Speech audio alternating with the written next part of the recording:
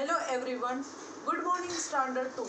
जो हम last session में जो चैप्टर 6 था उसका एक्सप्लेनेशन देखा था, कई सारी एक्सरसाइज छूट चुकी है, आज उसको ही कंप्लीट करेंगे। Say aloud, find a rhyming words from the story for each of these words। यानी कि ये जो है वर्ड्स बन, होल्ड, बट, फन, सनी और पॉट, उसके हमें है वो राइमिंग वर्ड्स लिखने हैं।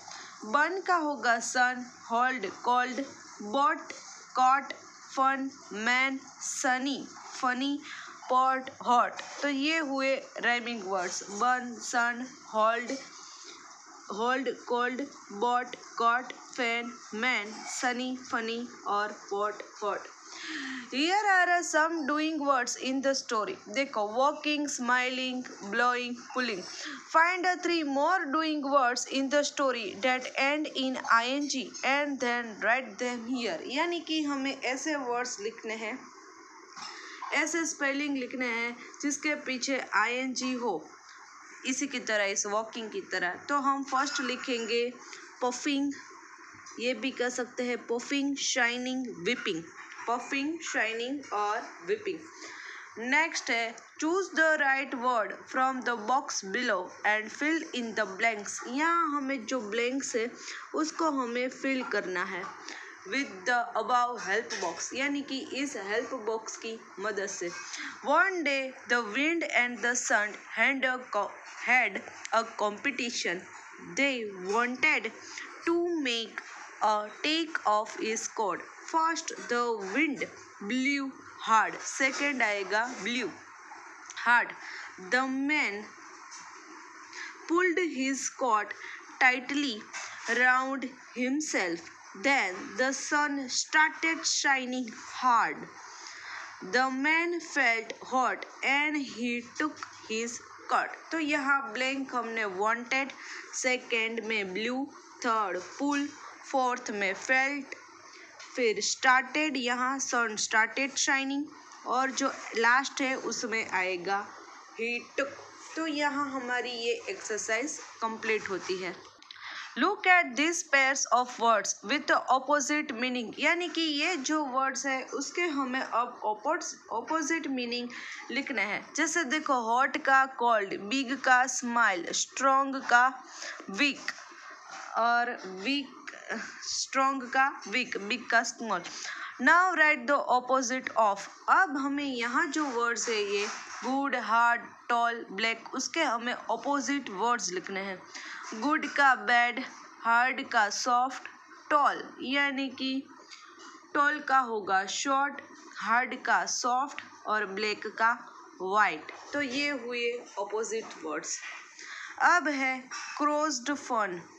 Look at the picture and complete the words in the puzzle. यानी कि जो पिक्चर है, देखो सन है, मैन है, एक आदमी है, तो हमें इस पजल को कंप्लीट करना है।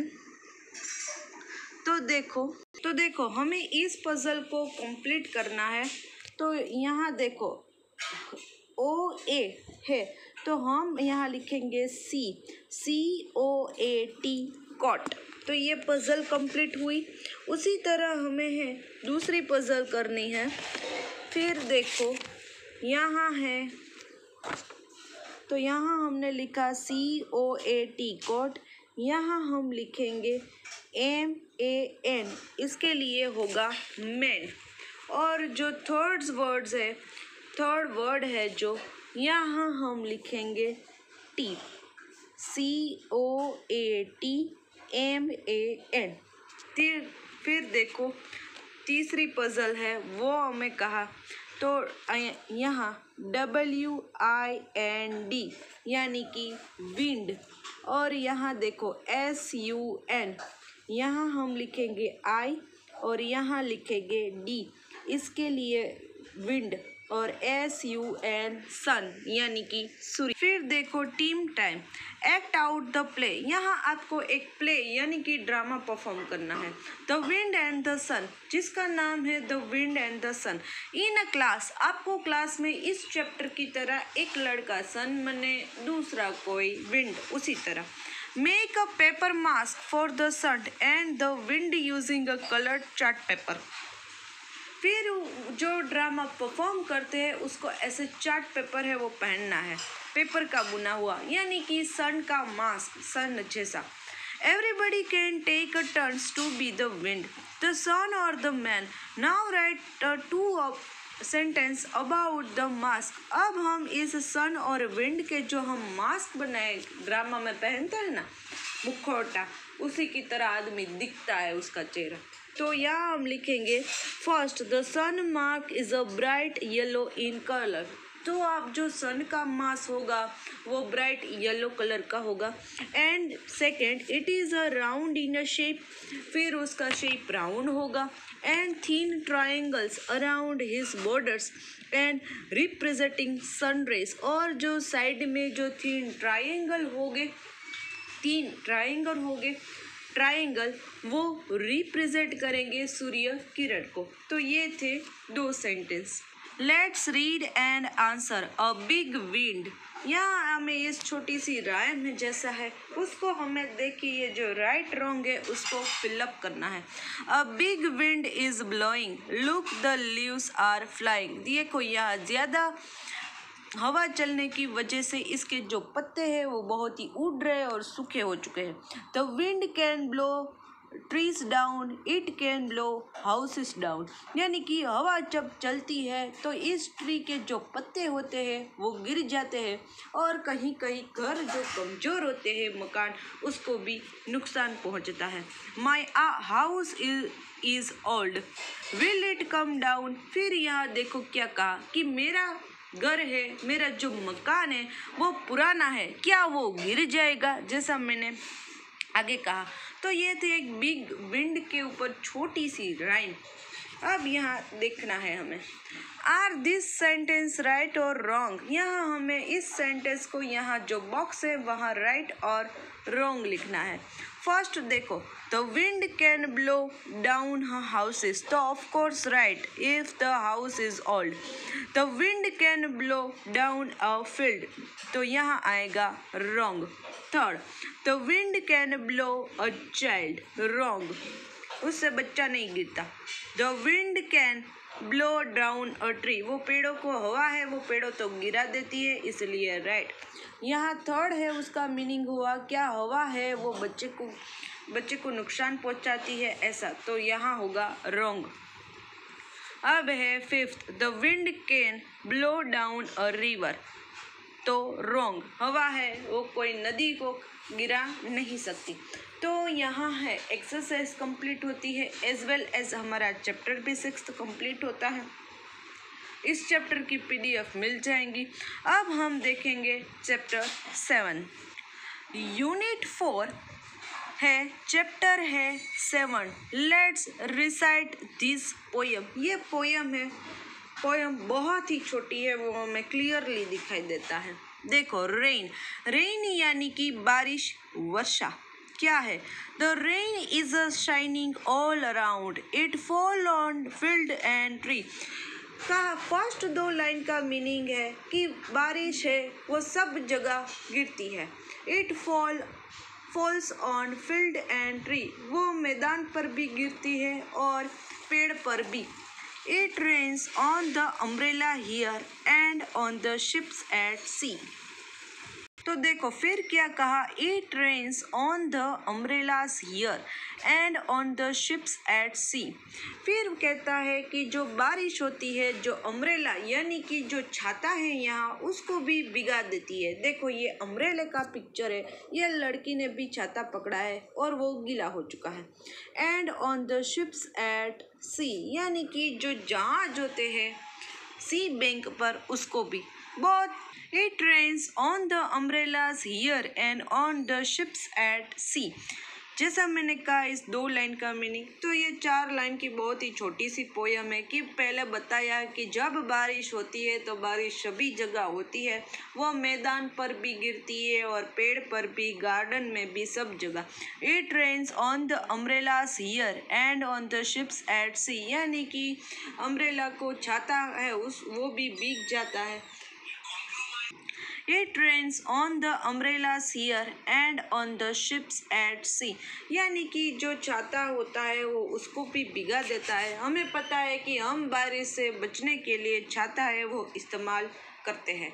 तो ये है यहाँ पोयम का एक्सप्लेनेशन कंप्लीट होता है। पोयम के जो राइटर है वो है रॉबर्ट लुइस स्टीवनसन। ये ऑथर है इस पोयम के।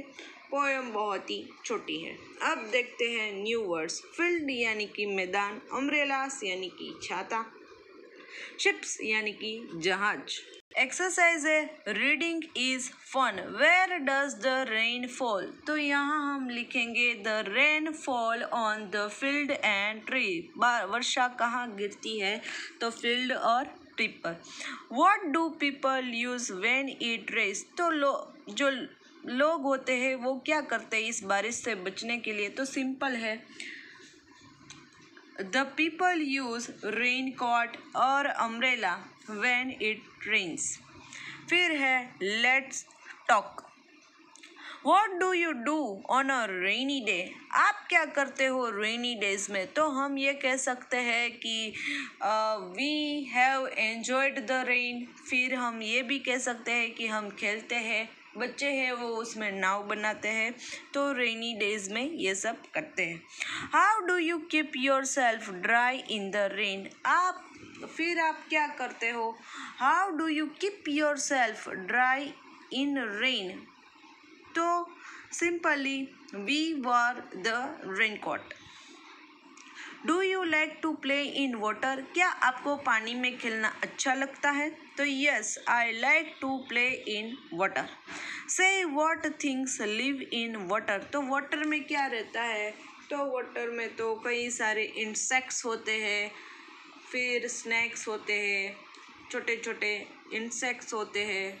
उसके अलावा है फ्रॉग, टर्टल्स एट्सेट्रा। फिर है let's listen. Let's listen. Have you heard the sound of a rainfall? क्या तुमने जब बारिश गिरती है तो उसका आवाज़ सुनी है? तो यहाँ हम लिखेंगे yes, we have heard the sound of rainfall. What sound does rain make on umbrella? यानी कि जब बारिश की आवाज़ है वो छाते के ऊपर कैसी होती है? तो ऐसे टप टप टप ऐसे भी होती है। What sound does the rain make on the leaves of trees? यानी कि पेड़ के पत्तों पर बारिश की आवाज़ है वो कैसी होती है? तो वो ऐसे टिप टिप टिप होती है। What sound does the rain make on your window? Make all these sound yourself। यानी कि हमारे घर में, आंगन में और जो खिड़की के पास बारिश की आवाज़ कैसी होती है? तो ऐसे रिमझिम होती है। उसके अलावा भी आप लिख सकते हो। तो आपने जो भी आवाज़ सुनी है वो देखो। नेक्स्ट है काउंटिंग क्लाउड्स। काउंटिंग क्लाउड्स वो एक स्टोरी है जो हमें कंप्लीट करनी है। देखो, कंप्लीट द स्टोरी। स्टोरी का नाम बताया है काउंटिंग क्लाउड्स। क्या है? Complete the story. As one little boy clouds floated in the sky. One day another little cloud called out, come let us play. क्या हुआ? एक बार आकाश में एक जो वाइट क्लाउड था, देखो ये वाइट क्लाउड वो ऐसे फ्लोटेड इन द स्काई, यानी कि बहुत ही मज़े में ऐसे तैर स्विमिंग करते हैं ना, उसी तरह ये मज़ा कर रहा था, तैर रहा था, हवा में उड़ रहा था। और वो क्या करता है, दूसरे जो छोटा सा क्लाउड है, देखो ये फ्लोटेड क्लाउड है, थोड़ा बड़ा है और देखो ये छोटा है। उसने इस लिटिल क्लाउड को कहा, यानी कि हम ये भी कह सकते हैं कि इस बिग क्लाउड ने इस लिटिल क्लाउड को कहा कि चलो हम खेलते हैं, come let's us play. As the two little clouds dance in the sky, so blue, another cloud asked, Can I join you? फिर क्या हुआ? ये दो क्लाउड्स थे, वो देखो आसमान में नाच रहे हैं, डांस कर रहे हैं। वहाँ एक तीसरा जो छोटा सा लिटिल क्लाउड, देखो ये फिर से ये लिटिल क्लाउड है, वो वहाँ आता है और कहता है कि कैन आई जॉइन यू, क्या मैं आप दोनों के साथ भी ऐसे नाच सकता हूँ। देखो ये दो क्लाउड है वो आसमान में कैसे डांस कर रहे हैं। इसमें ये तीसरा लिटिल क्लाउड होता है वो आता है और कहता है कि क्या मैं आपको भी ऐसे ज्वाइन कर सकता हूँ। As the three little clouds held in the sky, the wind blew another little cloud very close by. तो अब देखो ये जो सारे क्लाउड है 3 और 4, उसमें दूसरे भी क्लाउड्स आए और ऐसे आसमान में है वो डांस कर रहे हैं। और little clouds very close by, ये छोटा सा जो क्लाउड्स था विंड ब्लू यानी कि जो हवा थी बहुत ही चलने लगी। और देखो ये जो सारे बादल है वो आसमान में ऐसे नाच रहे हैं। As four little clouds decide to what to do, another little clouds joined them very quietly too. फिर ये जो 3 और 4 देखो ये बादल जहाँ डांस कर रहे थे उसमें क्या हुआ, दूसरे 2-3 बादल देखो, दूसरे 4 बादल हुए 1 2 3 4 और ये सब ज्वाइन हुए और देखो कैसे डांस कर रहे हैं। और तो ये स्टोरी के जो राइटर है वो कौन है, सेंथिनी गोविंदन।